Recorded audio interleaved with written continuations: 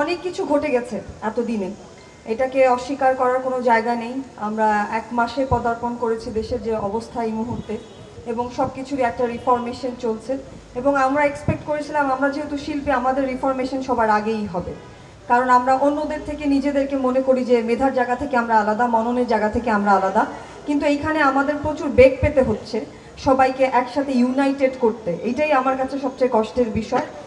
আর বয়োজ্যেষ্ঠরা এতদিন যা করেছেন, যেই রকমের সিচুয়েশন এখন আমাদের সামনে এসেছে, আমি আশা করেছিলাম তারাই আসলে এটার সমাধান আগে করবেন।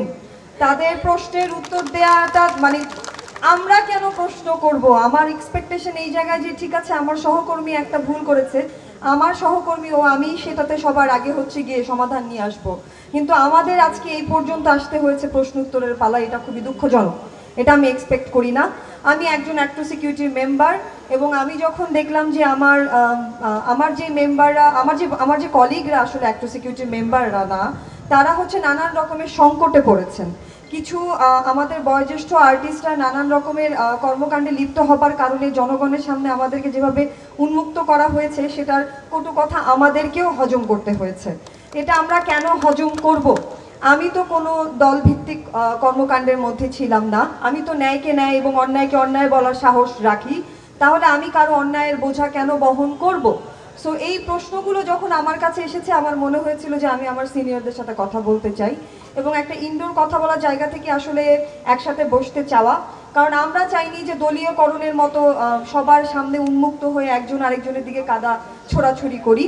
তো যেহেতু সেটা হয়ে উঠলো না আজকে পর্যন্ত, এটা একটা দুঃখের বিষয়। আমি ভেবেছিলাম যে আমি আমার সিনিয়র কলিগদেরকে দেখব, যাদের সাথে আমরা এত বছর কাজ করেছি, আমরা তাদেরকে যথেষ্ট সম্মান দেখিয়েছি, বাট আমরা আসলে তাদেরকে পাইনি।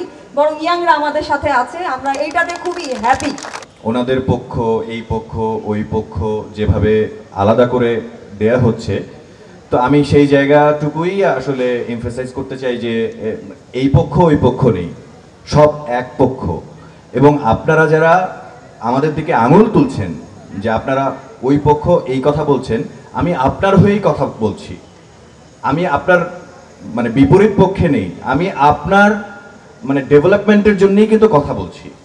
সো আমরা কিভাবে আমাদের এই পেশাটাকে আরো আধুনিক করা যায়, মানে সেকেলে যেভাবে রয়ে গেছে সেটা তো এভাবে মানে সেই বিষয়গুলো নিয়েই তো এখন আধুনিক হওয়ার সময় চলে এসেছে।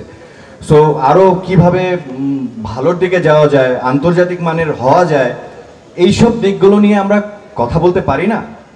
তো এই কথাগুলো বলার জন্য আপনাদের এই পক্ষ ওই পক্ষ নানান রাজনৈতিক ব্যাপার স্যাপারে যাওয়ার কিছু নেই। আমরা একই পরিবার, একই ছাতার নিচে আসতে চাই সবাই একসাথে।